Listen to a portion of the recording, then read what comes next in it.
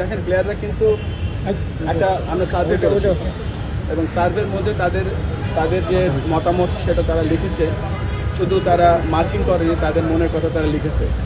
সবথেকে ভালো লেগেছে যে লেখার পরেও আজকে তারা ফিজিক্যালি আজকে যখন উপস্থিত ছিল এখানে, তারা তাদের যে সমস্যাগুলো আছে সেগুলো শেয়ার করেছে, তাদের সাকসেস যেগুলো আছে তারা সেগুলো শেয়ার করেছে এবং তারা এটাও বলেছে যে আমরা যেই লেভেলে সাপোর্ট পাচ্ছি বাংলাদেশ ক্রিকেট বোর্ড থেকে সেটা আমরা হ্যাপি এবং আরও কিছু জায়গা আছে যেগুলোতে আমাদের ইমপ্রুভমেন্টস এরিয়াস আছে।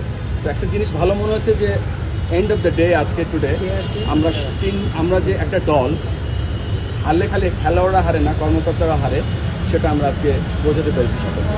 আমাদের বাংলাদেশের সবথেকে গুরুত্বপূর্ণ স্টেক হোল্ডার আমরা ভাবি খেলোয়াড়রা যারা মাঠে খেলে এবং তাদের দেখভাল করা আমাদের দায়িত্ব এবং দায়িত্বের মধ্যে বোঝাচ্ছি যে নট অনলি ইন্স্যুরেন্স মেডিকেল, আমরা তাদের পারফরমেন্স শুধুমাত্র মাঠে কোচরা যে স্কিলটা ডেভেলপ করে সেটাই অল অ্যাবাউট না।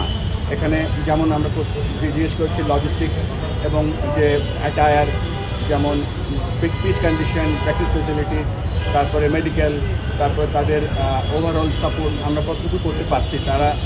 তারা তাদের মনের কথা মন খুলে লিখেছে, সাজেশন দিয়েছে সকলে এবং সেখান থেকে আমরা জানতে পেরেছি যে আমরা আসলে কোথাও অবস্থান করছি। সেই অবস্থানটা আমরা যখন জেনে গিয়েছি সেই অনুযায়ী আমরা কাজ করবো। ইন্টারেস্টিং ব্যাপার হচ্ছে যে আমাদের যে এজেন্ডা ছিল, এজেন্ডার বাইরে থেকেও প্লেয়াররা লাফিয়ে এসে তারা মাইক হাতে নিয়ে কথা বলছিল, তাদের মনের কথাগুলো প্রকাশ করছিল। এটাই হচ্ছে সবথেকে আনন্দের ব্যাপার এবং মনে হচ্ছিল যে আমরা সকলে একটা টিম এবং একটা টিম আমরা একসাথে কাজ করলে যে আমরা কত সামনে এগিয়ে যেতে পারবো তার একটা বড় প্রতিশ্রুতি আজকে দেখতে পেয়েছি। প্লেয়ারদের সাথে যেটা আলোচনা হয়েছে আমরা কীভাবে আরও পারফরমেন্স বেটার করতে পারি, পারফরমেন্স এনহ্যান্স করতে পারি, তারা এক একটা আমাদের কাছে মনে হচ্ছে যে এক একটা প্লেয়ার হচ্ছে এক একটা হিউজ পাওয়ার হাউস এবং এই এক একটা প্লেয়ার কীভাবে তারা বিশ্বের সেরা প্লেয়ার হতে পারবে সেই কনফিডেন্সে তাদেরকে দেওয়া হয়েছে এবং তাদের সাথে সেটা আলোচনা হয়েছে।